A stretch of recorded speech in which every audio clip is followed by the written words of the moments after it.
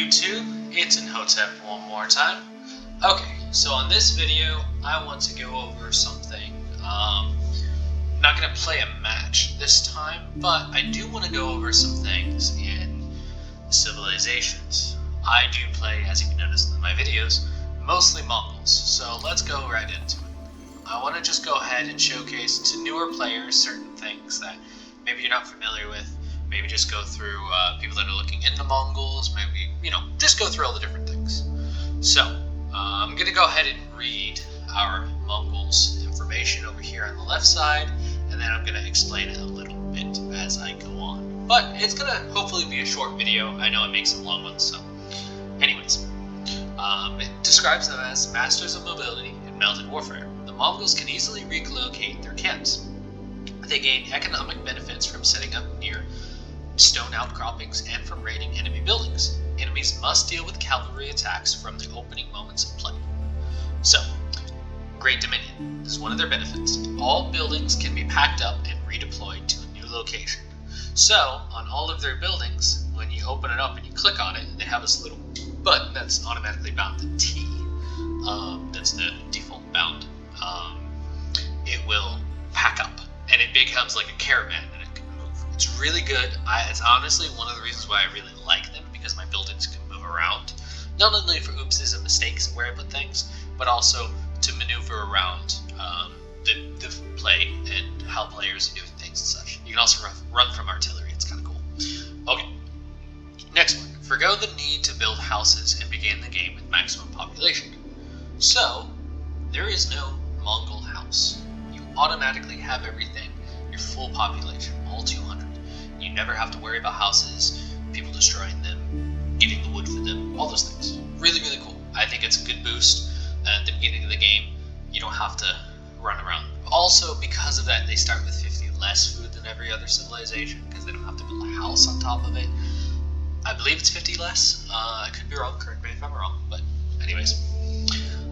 Respond to enemy movements quickly with a network of outposts, which provides plus 15% move speed to nearby cavalry and traders. Now, as far as I know, no other civilization has this. Granted, I'm not too familiar with every civilization, but the traders can get a boost of 15% when near outposts. So on your trade lines, on your trade routes, you can actually build outposts, which not only helps you defend, but also increases the speed at which you gather the coin, or the gold, from your traders. So that's really cool. Good buff. I think it's pretty awesome.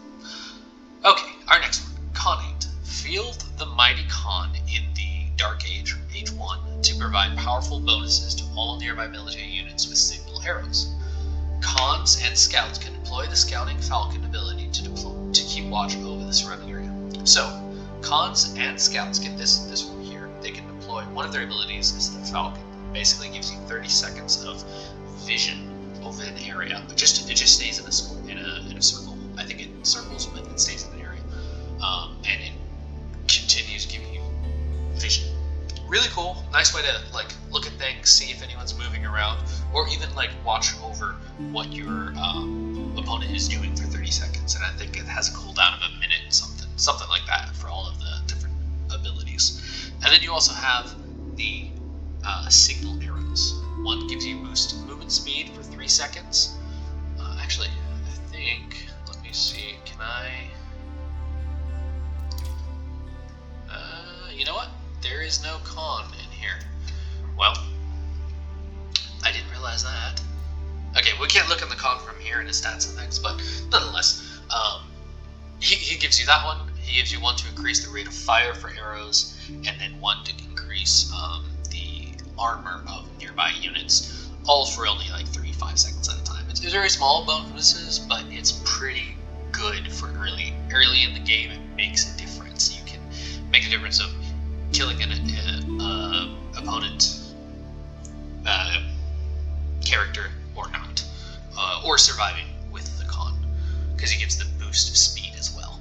Okay, nomadic harvesters construct pastures instead of farms to raise sheep or food. Pastures produce sheep quicker when within the influence of an ovu. So the pastures over here, this building right here, there we go. It's It's 150 wood, 20 seconds to build, automatically produces gatherable sheep every 120 seconds. Will eventually stop producing if too many sheep are produced and not gathered. This is pretty interesting because it gets a little bit complicated with it. Well, not complicated, but a little interesting because you want to build pastures to get more food. But there's a little turning point. It's kind of like farms, most other civilizations, you start making farms getting food. But it's a little bit later for them because if you do it too early, you're investing so much resource, you're not getting back fast enough the resource. You're putting in so much wood, 150 for every 120 seconds of one sheep. It's an interesting little. You want to do it a little bit later than you would think. It's not like age 2, age 3. I have to have a bunch of pastures. I mean, age 3, yeah, you start, but I think you do 1 or 2 early, kind of early after age 2. Or age 1, you don't build them. It's not worth doing. But it is going to be your main food source for most of the game, half the game. So it's pretty good. It's a pretty cool mechanic. I'll have to walk you through those things. Okay, raid bounty. This is an interesting one. Burn enemy structures for plus 25 food and plus 25 gold when ignited. Now, they get buffs for this, and it gets really, really cool because you get a lot more resources than just these 50 resources total when you destroy a building. And it adds up. It does. You know, when someone has, I don't know, 20 buildings, you know, making their infantry and such, it actually adds up when you start blowing them down with, like, your trebuchets and such. It's pretty good. Also early, you know, pretty good, but neat. Augmented transports. Transport ship landings are faster and more durable, with plus 50 health and plus 15 movement speed. To be honest, I've not played a single online game with ships in Age of Empires 4 yet, so I don't know exactly how great this is. This sounds great, but I don't know all of what that means, to be honest. But, you know, I'm relatively not amazing in this game. Silk Road. Explore the Silk Road with traders that receive extra resources from trades based on your total number of active traders. Now this is amazing, and as you've seen in some of my games, I'll actually hover over some of my traders to see how much they have collected, just because I'm curious. And it'll be like 180 food, and then 15 or 30 wood golden, 180 gold, and then like 15 or 20 food, wood, and stone, because of this right here, Silk Road. It does take some upgrades. It requires you to buy 2 or 3 upgrades. I forget the exact amount, but I think it's 2 to get all of that and the exact amount of that percent. But it's pretty good. You get to boost this with 10% as well. Influence. And this is a pretty interesting one. Construct the Ovu over stone outcroppings to generate influence, and harvest stone without the need for villagers. Ovus harvest plus 80, 100, 120, or 150 stone per minute after each age. Now, that is very slow. That's per age, you know. Very slow, and you only get 1 Ovu. But you don't build or use stone the same way as other civilizations. You also have no walls as the Mongolians, so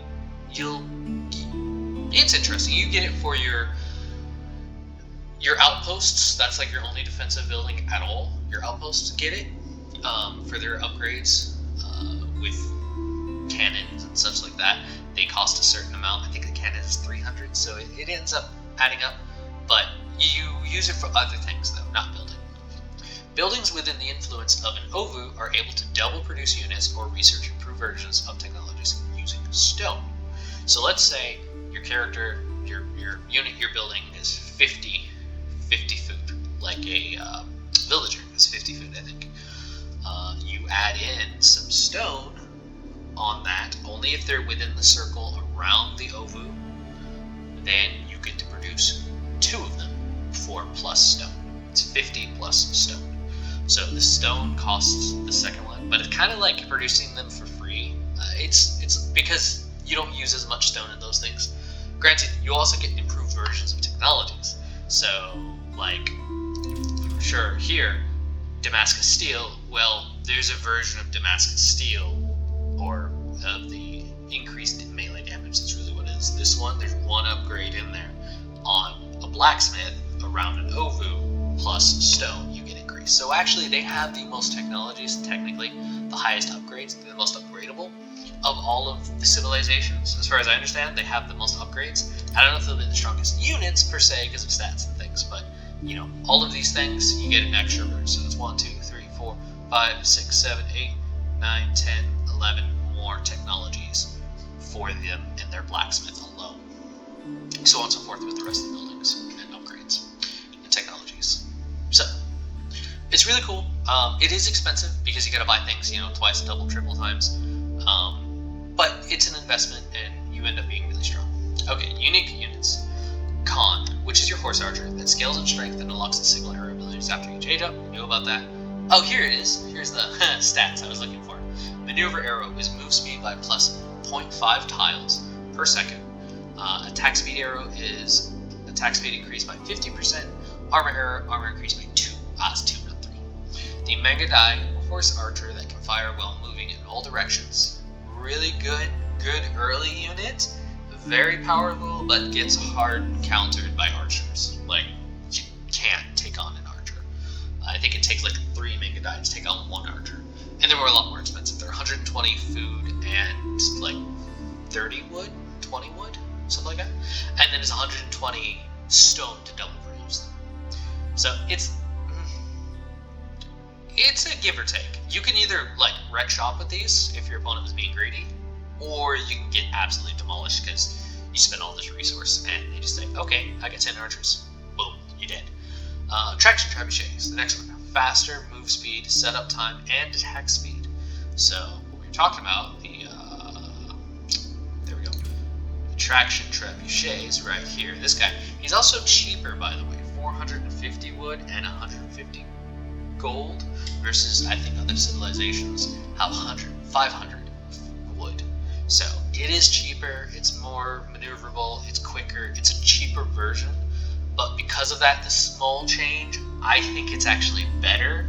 It's not as much of an investment, and you don't lose as much when they go down. Okay, so let's go back up to the top here. Let's explain some of their buildings, the differences. We already went over the Ovu. Here's all the different... You also, by the way, get to increase the speed of your packed up buildings. So your buildings run as fast as cavalry sometimes, and it's ridiculous and amazing. And here was what I was talking about, the torches, the raid bounty, plus 50 food and gold. So that's 70 food and 70 gold for every building you destroy. And then a stone bounty, 50. So it adds up. This is a lot. When you put in, well, granted, that's 300, 400, 500 resource right there into it. But still, 500 for you take out 3 buildings, you know, you got it back almost. Anyways, it's pretty good. You start off with a gur, a packed gur. That's your resource. That's drop-off. Villagers can drop off food, wood, and gold in this building. Of course, you don't have to pick up stone because an Ovu does that. Houses technologies to improve resource gathering. Stone is gathered through Ovus. It said that there. It's 100 wood. This is more expensive than others, but it can pack up. So you build 3 gurs, and that's all you'll ever need. 1 to sit on where you're collecting gold, 1 to sit on where you're collecting food, 1 to sit on where you're collecting wood. I think I said that one. You know what I meant? The 3. Food, wood, gold. There you go. They also have all their upgrades right in here. So you get it all from the same building. All your economic upgrades for the most part. Now, all of these, like I said, have an increased version that they don't showcase here. I want them to do that, put that in here so we know all the available upgrades, but we'll see. Okay, so by the way, the best early upgrade is the wheelbarrow. I've seen high-level players doing it. By the way, literally about an hour before I saw a high-level player doing it in Season 2, when it became worth doing, I had just played a match and used this. This is before I started YouTubing, like a couple weeks ago. But I realized this is really good. The carry capacity of villagers by +5 and their movement speed by +15.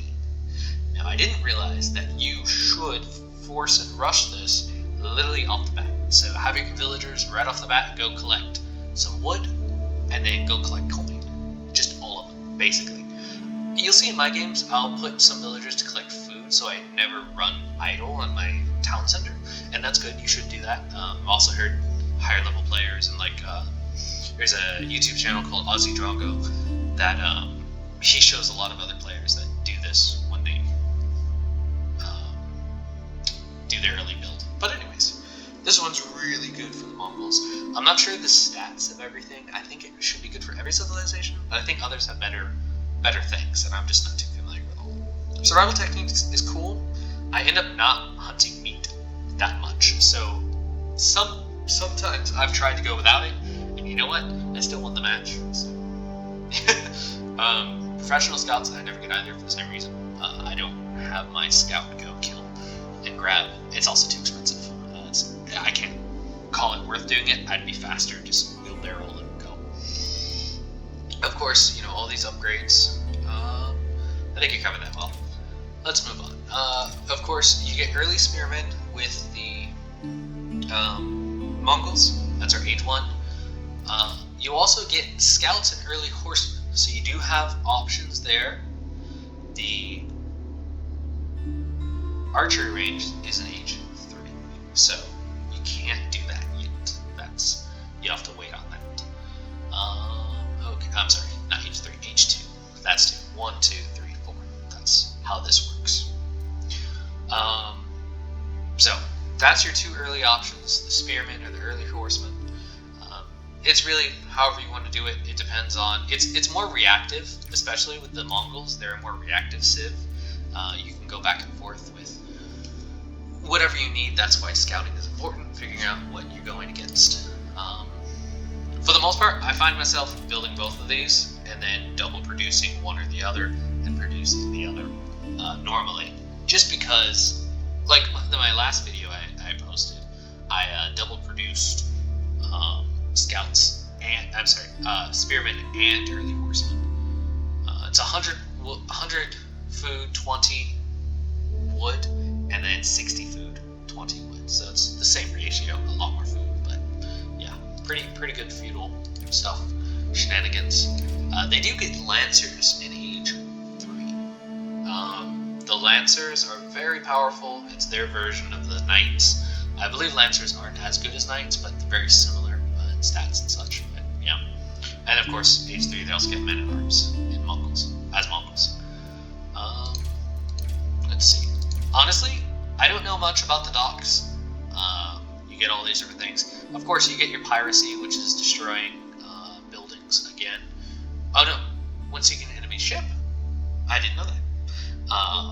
But I've never even done one of these battles. Yeah, so I don't know. But anyways, I'm moving on. There you go. Go that way. So an outpost. They did get a massive nerf in Season 2. It's a light garrison, so only 5 units. Defensible position, extensive line of sight to nearby surroundings. Can be upgraded with weaponry. Now, an upgrade that they get, which is part of the over here on the left side. Oh, here. Network of outposts right there. Part of this, connected to this, you also get an upgrade called Yam Network. It only compounds. Yam Speed Aura applies to all units instead of just traders and cavalry units. It does not apply to siege engines. So unfortunately, your your siege engines don't get to zip around the world, but everything else does. So this, coupled with this, actually makes certain things go 30%, or no, not 30, 15 here, plus 15% here, and I don't know what the percentage is here. I thought it was 15% or something, but anyways, it's really good. Of course, you get arrow slits in feudal age, and then spring-old emplacements in age 3, and in age 4 imperial, you get cannons. Pretty good, honestly. That's the only defensive building they have, though. Now, for their first landmark buildings, you have Gear Stones. Instantly researches the Yam Network technology, increasing boost speed by 15 to all units with the range of outpost and the landmark. Oh, I didn't catch that one. The landmark as well. I did not know that. a market can build traders plus 50% faster, so in half the time, and at a 50% reduced gold cost. So look at this. Traders, normally 75 food, 75 gold. Now they're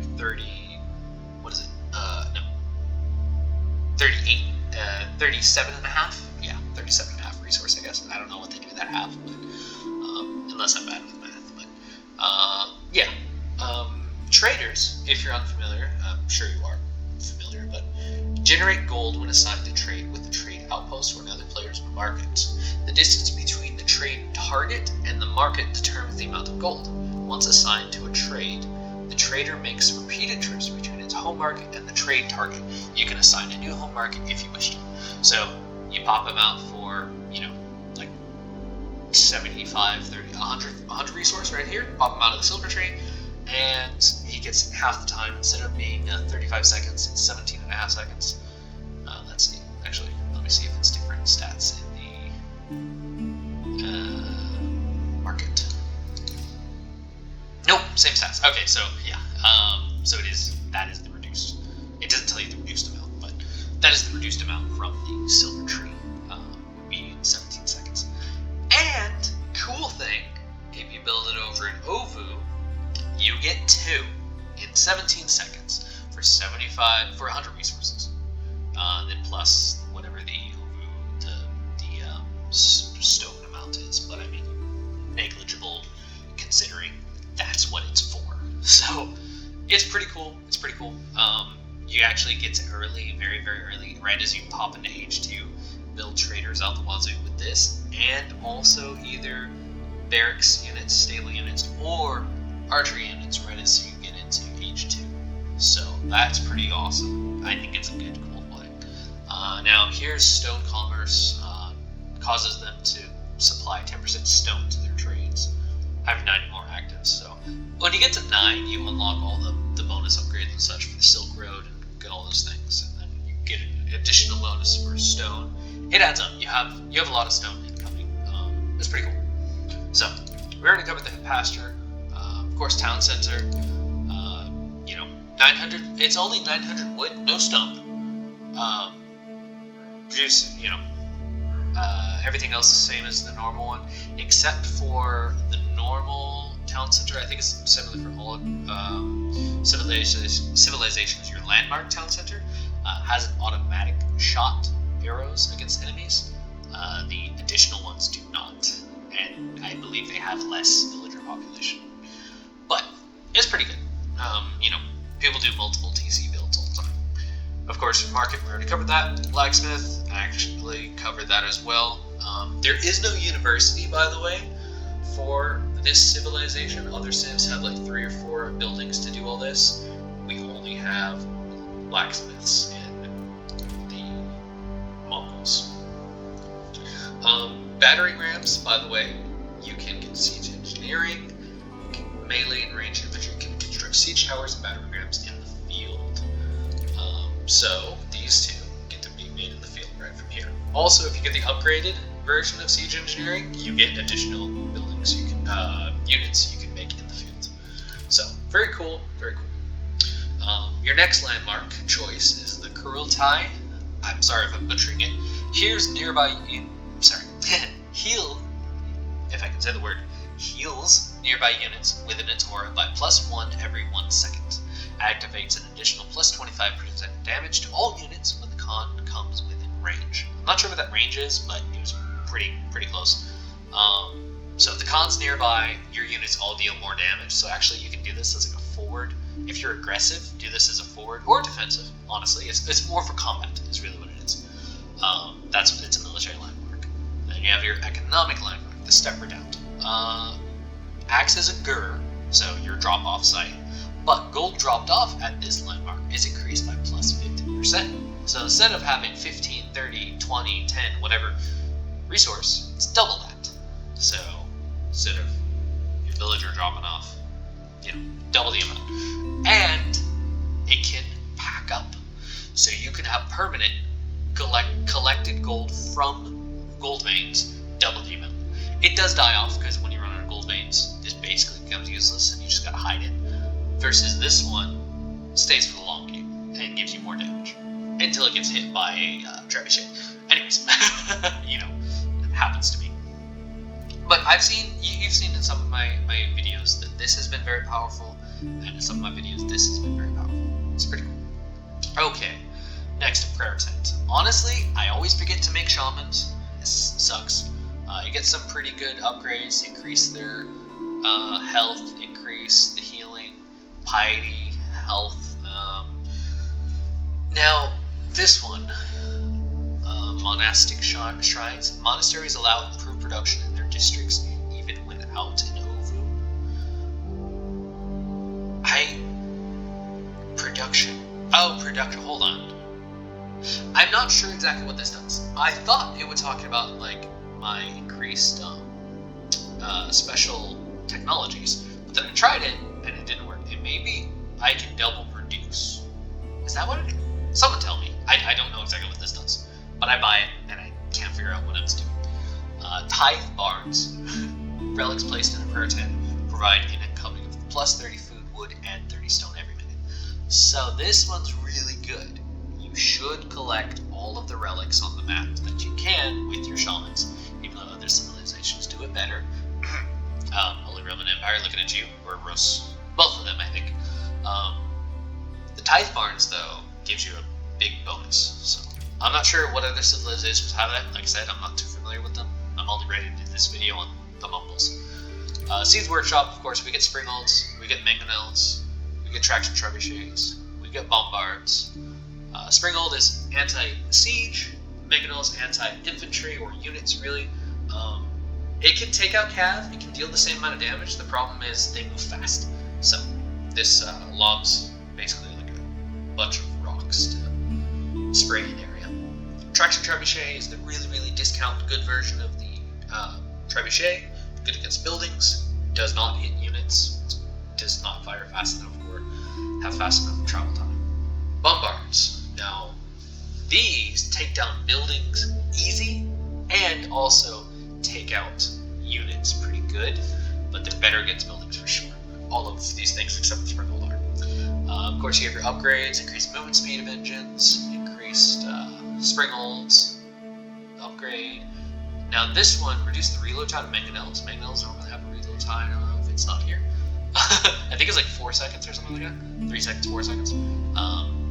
Minus about 25%, so it ends up paying off. Geometry is always the upgrade I go for first, Rams and Trebuchets, because I actually like to do that combo, Rams and Trebuchets together. And I don't even build a bunch of Siege Workshops.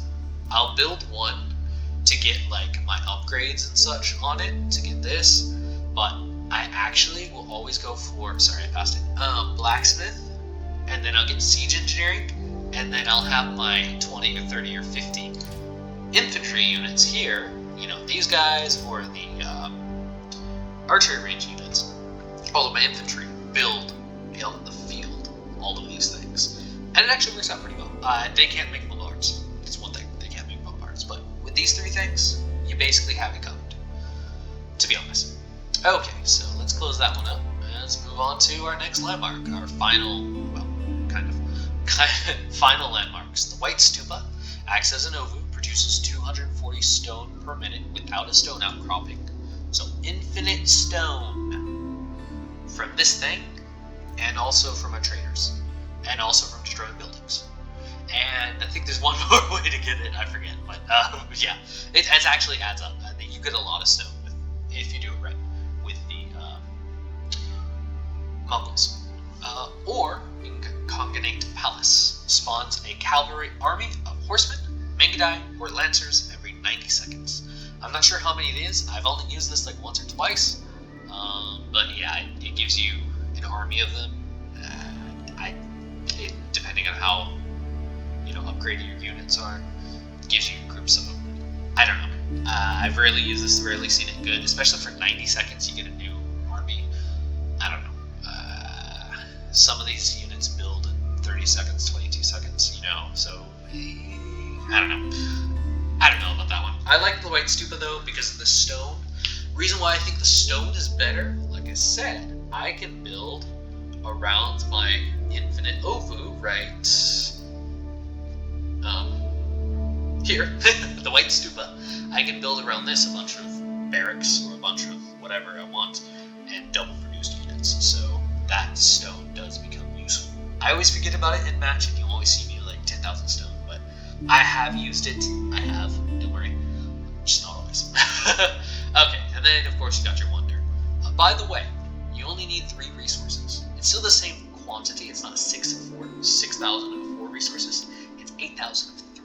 I think that's easier to reach, easier to get, just because my brain says it is. And stone is so hard to reach for other civilizations. But that's basically the rundown. That is the most basic, some small tidbits included of the Mongols that I can do. I didn't want to make this a super long video. I didn't want to be talking too much, but I did. Yeah. Tell me what civilization I should do next if anyone wants to hear more of my rambling. Yeah. Now, as far as my channel, I do want to do this a lot more often. I want to be doing this full time. I will be setting up a Patreon soon. I'm in the works of getting that done, figuring out all that stuff. Yeah, Age of Empires is really cool. I've loved it for years, many years. I've played all of them. And yeah, this will be fun. I just want to have the support. Yep. So we'll see how this goes. So please like, subscribe, share, comment. Let me know what you guys think of me. If you wanted me to stop talking. But I will be getting better equipment. You'll hear me better soon, hopefully. I'll be working on that because I know it's not the best quality. But yeah. Anyways, have a good one.